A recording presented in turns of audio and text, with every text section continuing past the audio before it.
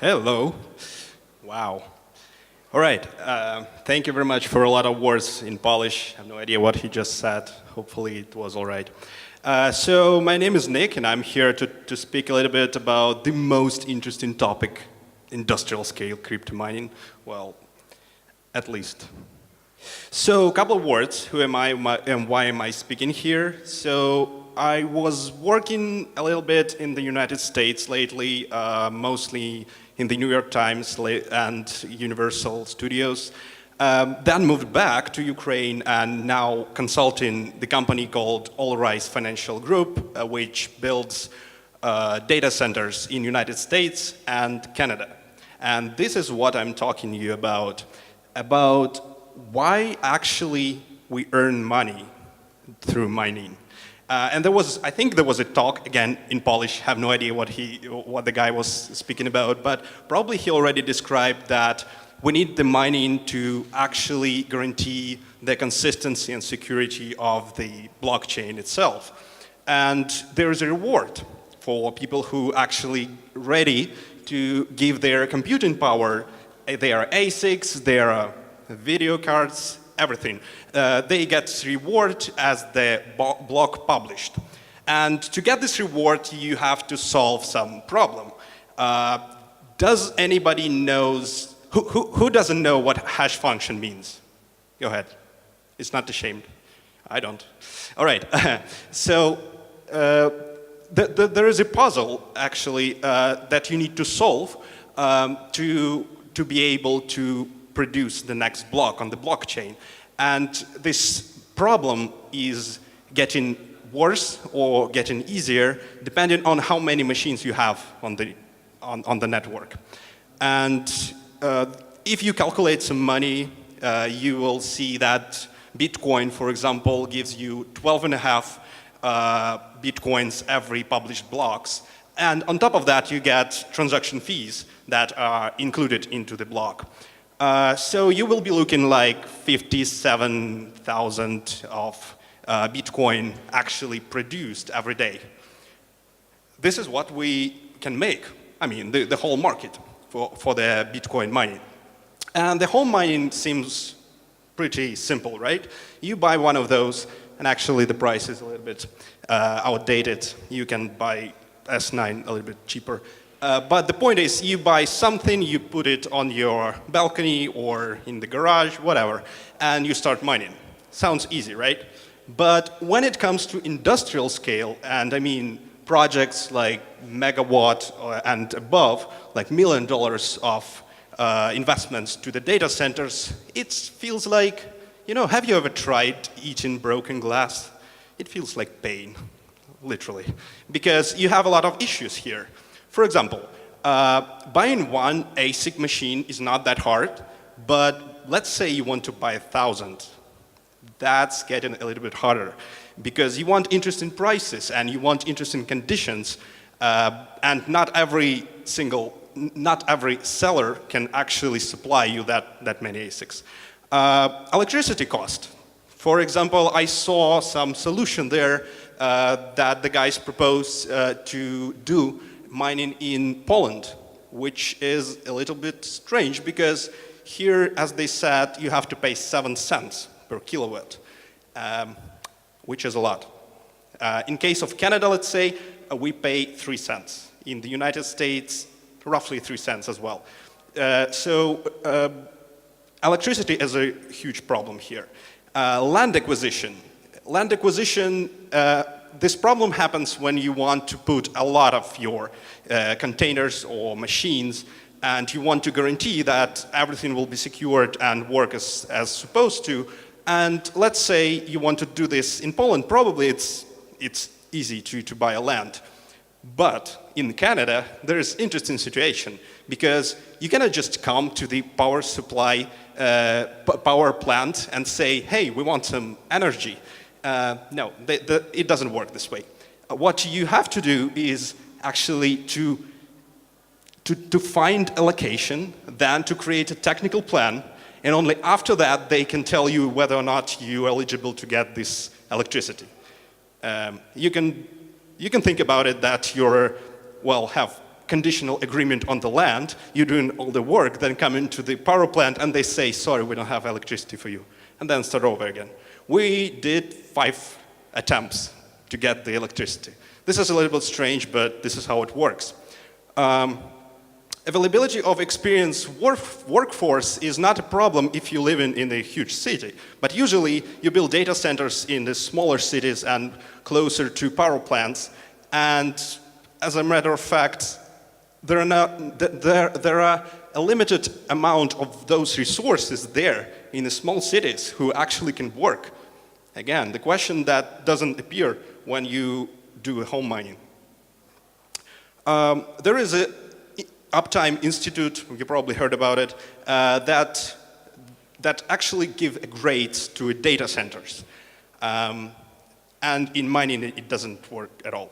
You just need allocation and air conditioning. That's all you need.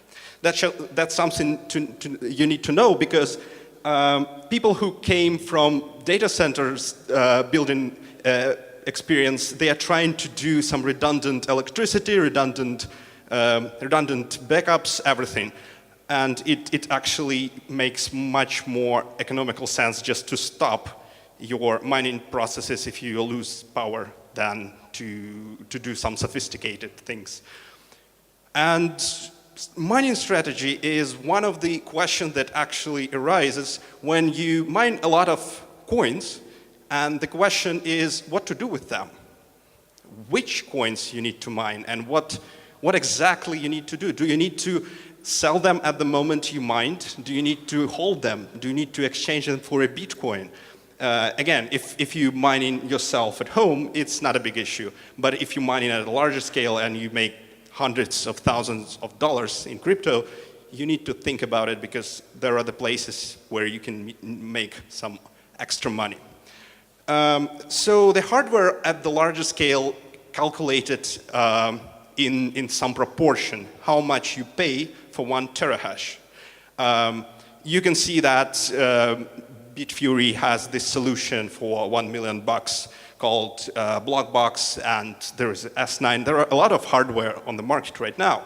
But the point is, every single time you buy something and make your calculations, you actually divide the amount you're paying to the amount of terahashes, so that you can see how much you're paying for 1 terahash. Interesting fact is that probably some of you know that Bitmain is the main manufacturer for ASICs, made $3 to $4 billion last year. This is very important, because if you're thinking that you can come to them with a, let's say, couple of $1 million and we'll be waiting some interesting discounts or interesting deals, this is not how it works, because they have a lot of clients and a lot of money. So you probably, in practice, you probably will be looking into a situation when you go for a drink with one of the managers and you're trying to convince him to give you some interesting prices. Well, this is how it works in Ukraine. And this is how it works right now in China, unfortunately. As I said about electricity, it's really important at a larger scale, because even 1 cent in the scale of megawatt can end up you in almost 100,000 per year for electricity. So if, let's say, we secured the contract for 3 cents, and in Poland you can get 7 cents, you can see that it's almost $400,000 for electricity. Something you need to calculate. As well as at a larger scale, you calculate the amount of money you pay to the electricity to the terahashes. Interesting. As I said, land acquisition might be an issue, and it is in Canada and in the United States as well. That there are a lot of companies who want to start mining in Canada particularly, and there is a really limited supply for electricity. So you need to find ways how to convince that your project and your data center must be built here. Regarding the facility, facility is usually for the larger scale data centers You saw probably images of those beautiful racks, of those beautiful buildings and all this stuff. No, that doesn't happen with mining at all. It looks like this building usually. Well, you have some basic work on the walls. Generally, it's non-living building so that your ASICs can work. But it has to have some level of humidity. It has to have some level of the air conditioning and other aspects. And you probably noticed, as I said, that you have to look into the smaller cities, and that's because 1 kilometer of the high voltage line, in the Canada example, but usually in other countries as well, will cost you about $1 million, 1 kilometer.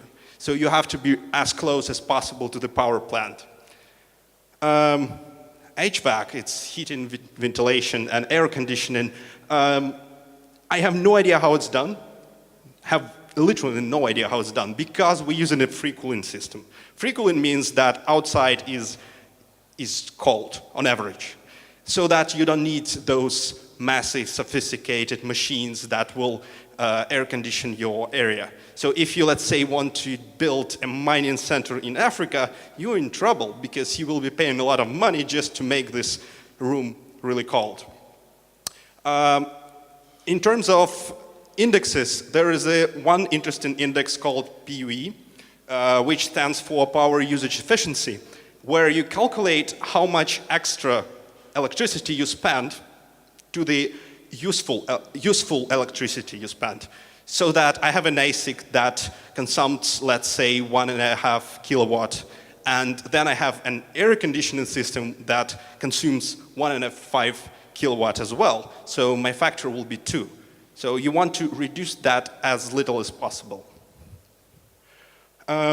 Risks in mining, usually you guys all know about them, right? That the hardware might fail, that there might be a newer version of hardware, let's say S11 is going to be released approximately in the end of this summer, and the difficulty increase, that's what on average you're thinking about.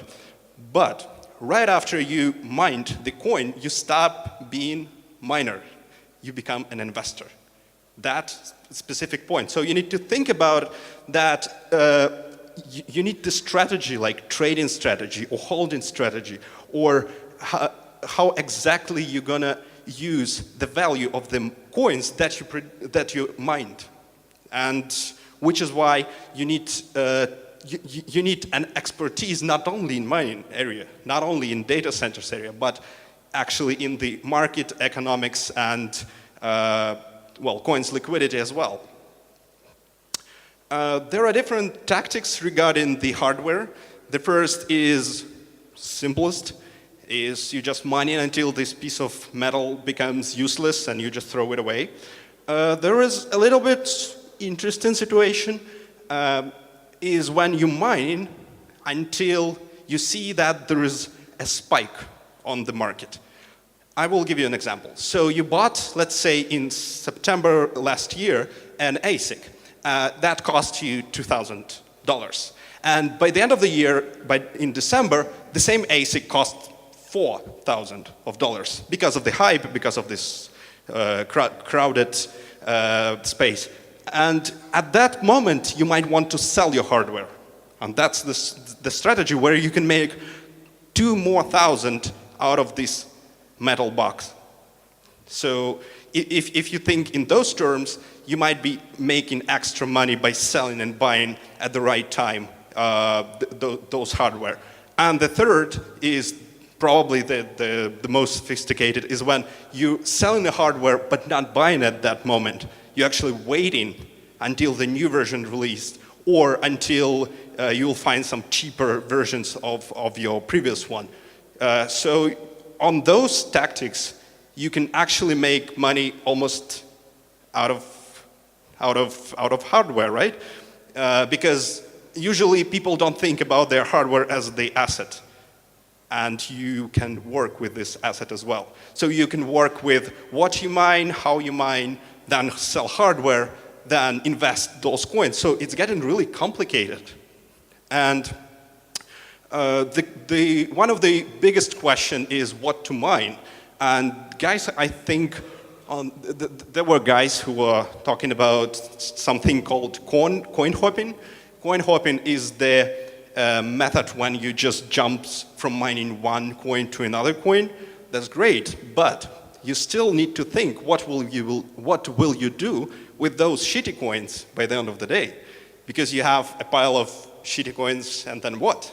You you convert them into Bitcoin, or you wait and you might make some more money out of those coins.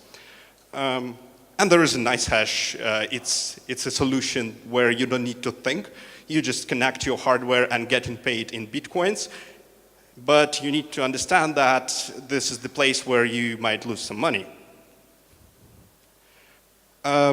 Mining pools, probably everybody heard about them, that you join your hardware into the larger pools, and there are different strategies. But if you have enough hardware, if you have at least one, if you can find at least 144th block per day, that means 1 block per day, you can start your own mining pool. This is actually what we're working on. And well, this will reduce your cost as well on the mining pools because they charge you on average from 1% to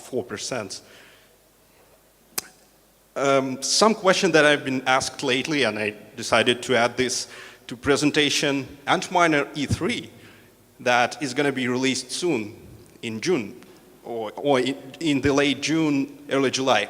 The question is, what will happen with Ethereum? Since on the white paper, they said that Ethereum is ASIC resistant, but right now, Antminer and a couple other manufacturers found out a way how to do it cheaper. If you compare, let's say, this video card RX 570, you will pay $12 per megahash, whereas with the ASIC, with the Antminer E3, you will pay 4.4. So it's at least, well, on average, it's at least twice cheaper. And as Vitaly Buterin said, they definitely will not do a hard fork, but our sources say that he might, because this will change industry a little bit, and this will shift the paradigm of mining Ethereum. So a lot of words about mining, and when you will be starting mining at a larger scale, start asking questions about the hardware you buy, about coins you mine, how do you sell them, how do you hold them. So don't forget to ask all those questions, and don't forget to make extra money out of hardware, out of coins, not losing money on mining pools. There are a lot of opportunities around. That's what I wanted to present. Thank you.